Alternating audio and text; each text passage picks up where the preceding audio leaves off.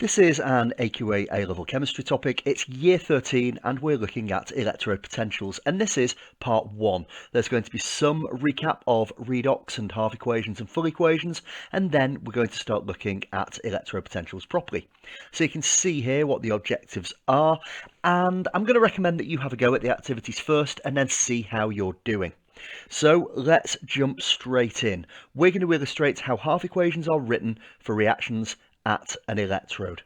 I can explain the term standard electrode potential, describe how standard electrode potentials are measured, and describe the conventional representation of a cell.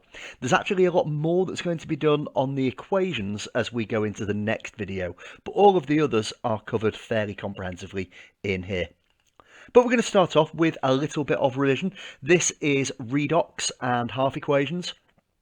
So you will have covered that in content in year 12. So have a go at these and then review. So there are set rules for building half equations, and we're going to go through them as we look at each of these examples. If I'm converting H2SO4 to S, I'm first of all going to balance the species with a variable oxidation state, and that's usually the thing that is either not hydrogen or oxygen.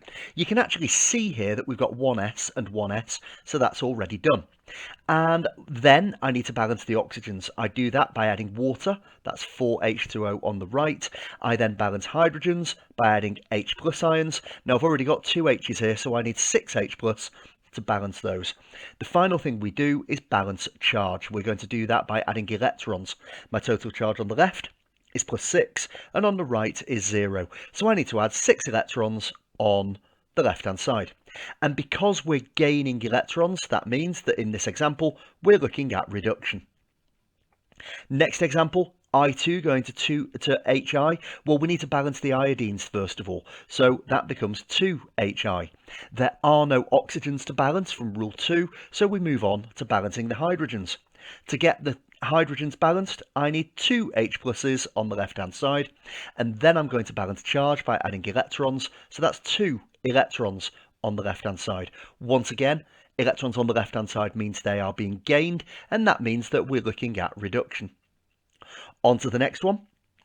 Dichromate 6 going to chromium 3. Rule 1, I balance the species with a variable oxidation state. That's chromium.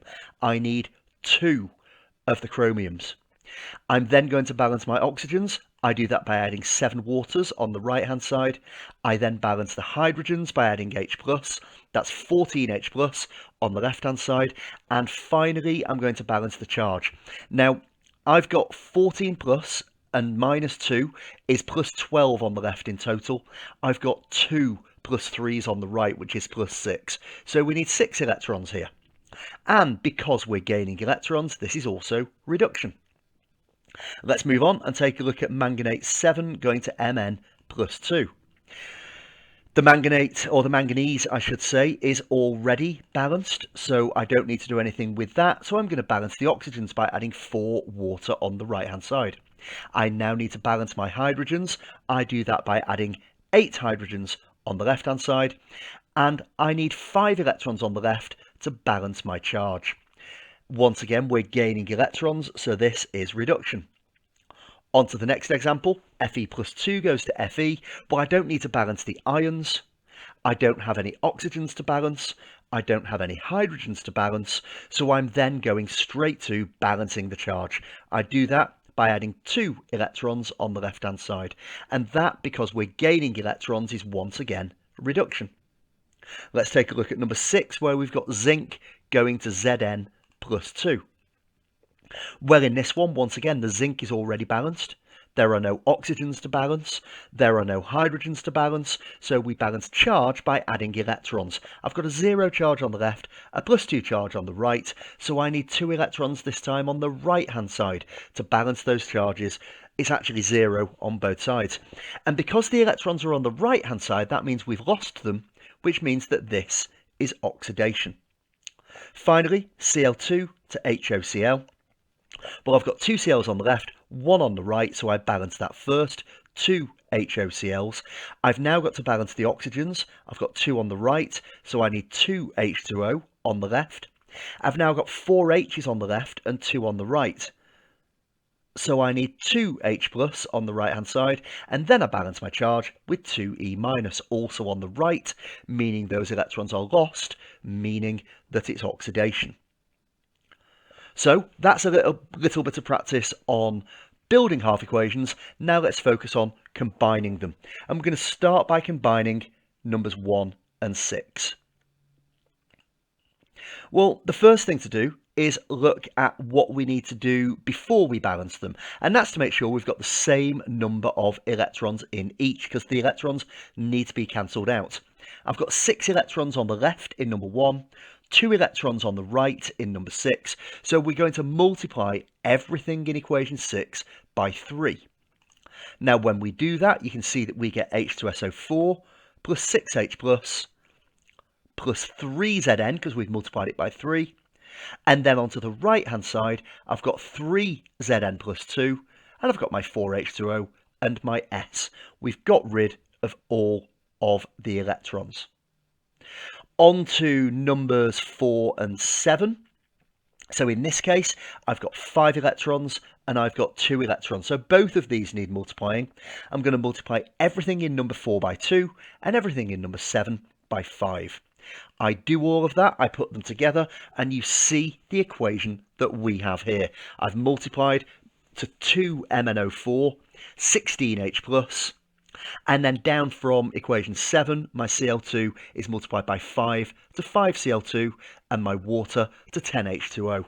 And then we've done exactly the same thing on the other side. We've got the 2Mn plus 2, 8H2O, 10HOCl, and 10H plus.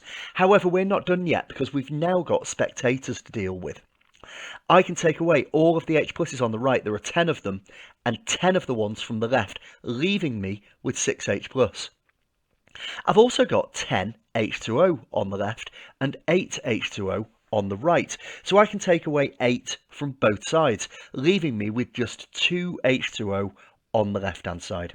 That then allows me to combine or to rewrite the equation without those spectators, and we see the answer that we have here. And finally, combining numbers 2 and 6. Well, number 2 and number 6, number 2 contains 2 electrons, number 6 contains 2 electrons. So actually, we don't have to do any multiplication. So it's simply, we put together the equations. Everything from the left-hand side goes on the left, everything from the right-hand side goes to the right, and we get the full equation that you see here. So that's all work revisiting year 12, and it's important that you are familiar with that so that you are able to understand what we're going to move on to. So we're going to look at half cells. Have a read through, have a go at answering the question here, writing the equation. So we've got solid zinc dipped into a solution of zinc ions, and the reality is that nothing will appear to happen. But actually there is something taking place. There is a reversible reaction. Some of the zinc metal in the rod is converting to zinc ions. At an equal rate, zinc ions are converting to zinc metal. So there's no overall change. The zinc rod is staying the same size. The zinc solution is staying the same concentration. But there is that movement. There is that change. Now down below it tells you quite a lot of very important information. We are aware of the reactivity series of metals, and you'll know about that from GCSE onwards. And we've always linked that to reducing ability, how well a species can reduce something else and therefore itself be oxidized. Now we cannot measure the potential of one individual half cell. We can only do it by comparing against another. And we get a term that you'll be familiar with from physics. When we talk about voltage, the other term that we use to describe it is potential difference. That's the difference in potential between the two half cells in the cell. But we're going to talk more about that as the video goes on. Before we do, let's have a look at the Daniell cell and see how much you know about the salt bridge. We could see a salt bridge in our diagram. This is connecting the two, and we're going to think about why. So the purpose of the salt bridge is to allow the flow of electricity. We're essentially completing the circuit. It looked like potentially quite a complicated one within there. You can get some where it's a glass tube that are densely packed. If you've done it within the lab in school or college, you will know that you are doing it in a much simpler way.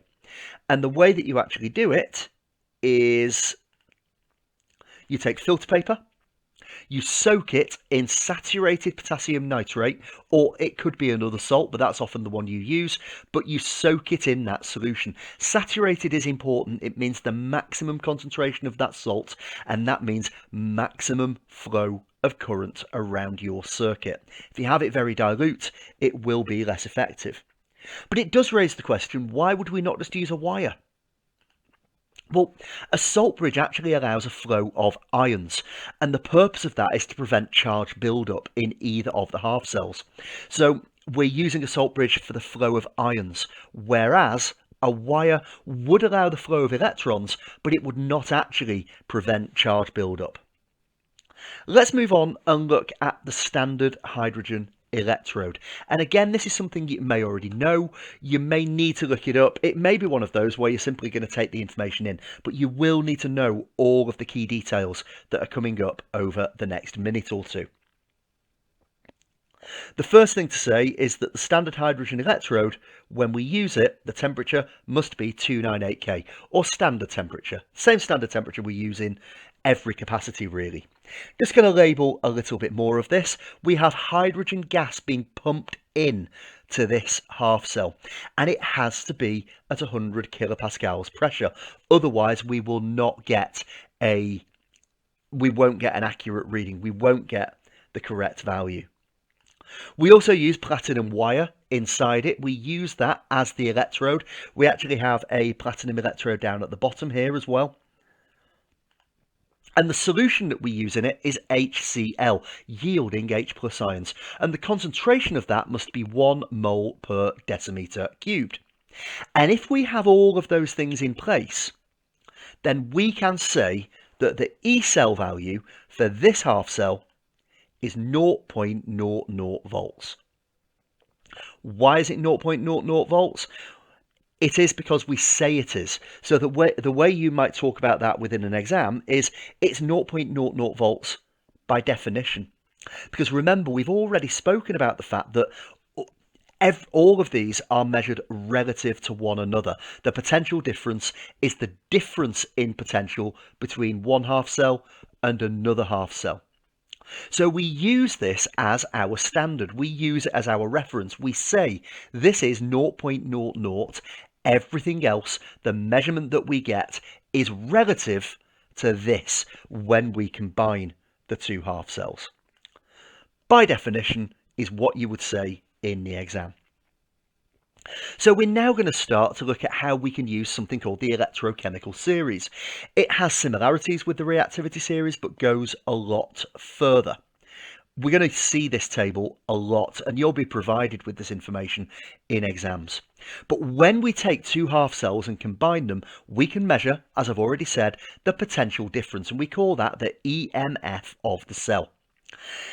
Now, one of your tasks is going to be to work out the EMF when you combine any combination of these half cells within your cell. To do it, to get standard electrode potentials, we need to use standard conditions. What do we think they are? Well, we already touched on this with the hydrogen. The hydrogen had an extra one because if you ever have a gas, it must be at 100 kilopascals pressure. But to get a standard electrode potential, it must be at 298 K, and the solution being used must be 1.00 moles per decimeter cubed. Now, when you're going to do this, there are many techniques. I really do think the number line is the most effective. We've got a blue box here that even if you've never come across it before, you can have a go and see how you do with the examples that we have. I'm going to start you off with number 1, which is the drawing the horizontal line, and I'm also going to bring across the data because that will be useful for when you want to work out the EMF of this cell. So as I say, number 1 is drawn. And then number 2, assign the vertical lines to the half cells we're combining. We're going to put the most negative or least positive on the left and the most positive or least negative on the right. And I'm always going to include the standard hydrogen electrode, which we know is 0.00. So I look at my readings, I've got negative 1.66, 0.00 and plus 0.34. So we're going in increasing number from left to right. I've put them in negative 1.66, 0.00 plus 0.34. There is a logic to the numbers going up from left to right. And I'm now going to assign these half cells by actually putting down what the components of those half cells are. Now, when we think about what's happening here, it's always about the flow of electrons. And the electrons are always going to flow from the most negative or least positive to the most positive or least negative. In simple terms, they will always flow from the left-hand side of the number line, the half cell on the left-hand side, to the half cell on the right-hand side. We're going to build on that a little bit more later on. But the EMF is the difference between the two half cells. So we've got negative 1.66 going all the way to 0.34. What is the difference between those two numbers? Well, I need 1.66 to get from negative 1.66 to 0, and another 0.34 to get to plus 0.34. 1.66 plus 0.34 gives me an EMF of 2.00 volts. Let's now move on, have a think about these questions. So if the electrons are flowing away from the half cell on the left-hand side, flowing away, we're thinking that it's losing them. And if we're losing electrons, that means that the process taking place here is oxidation. Now, this is more in terms of developing understanding, ready for what we're going to do on the next video. But that does mean that if you look at the data that we're provided with here, it's always for reduction. It's always electrons on the left-hand side. So actually, when we think about combining these later, we're going to have to consider the fact that we've been given the reduction half equation and think about what we're going to need to do with it. Taking a look at the next question now, as electrons are flowing towards the right-hand electrode, what process is taking place? Well, flowing towards implies it's going to gain them, and gain of electrons is reduction. So it's always oxidation that takes place at the half cell on the left-hand side. It's always reduction that takes place at the half cell on the right-hand side. Let's think through a few questions here. Calculate the EMF value when the following half cells are combined. Now, you could just work it out with the numbers, but I'm going to build the number line again so that you can see very, very clearly how we're getting to these answers. My number line is drawn out. I've got my figures, my negative 1.66, my 0.80, and I'm also going to include standard hydrogen electrode at 0.00, so that will sit between the two of them. I'm going to assign each of these with the components of the half cell. My Al plus 3 and Al, my Ag plus and Ag, and my H plus and H2 in the middle. My electrons are going to flow from left to right, always towards the more positive. Electrons are negative, so that makes sense. And if I then think about what the EMF value is, so we've got to get from negative 1.66 to plus 0.8 on the number line. The total difference between them is therefore 2.46 volts. Let's move on and think about this one. Drawing out the number line again, but this number line is going to look slightly different because both of my half cells have a negative value. So I'm doing my negative 3.03, my negative 2.87, and I've still included my H plus H2, my 0.00 standard hydrogen electrode. I now assign them with the components of the half cells, and this time my electrons are going to flow from the lithium half cell to my calcium half cell. My total difference to get from negative 3.03 to negative 2.87 is plus 0.16 volts. Now there's a lot more that we're going to do with these number lines in the remainder of this video, but more so in the next video too. But let's move on and think about how we represent cells. I'm going to give you some information actually. I'm going to put all of this out to see, and then see if you can have a go at building the cell representation. So in the first instance, we're told that we're representing with a double vertical line in the center, and that's representing the salt bridge. Remember, that's generally filter paper dissolved in saturated potassium nitrate solution. We've then got quite a lot of information to take on board, and I'm not necessarily going in the right order. Number 4 tells us that the half cell on the left goes to the left, and the half cell on the right goes to the right. Once again, the number line is helping us to get to the right answer. But number 3 tells us the species in the half cell with the highest oxidation state, or charge, is written closest to the salt bridge. So I know my aluminium half cell's going on the left because it's on the left. I know my copper half cell's going on the right because it's on the right. And then within my aluminium half cell, the highest oxidation state is Al plus 3, so that goes next to the salt bridge. And the highest in the copper is copper plus 2, so that goes next to the salt bridge. I then go back to number 2. We represent a phase boundary with a single vertical line. And then from there, we're going to put the other components of the half cells on the other sides of those single lines. So my Al to Al plus 3, salt bridge to Cu plus 2 to Cu. And that's how you're going to build cell representations. There'll be more opportunities to look at that in future videos and obviously in past paper questions. That takes us to the end of part 1. Thank you for listening and goodbye.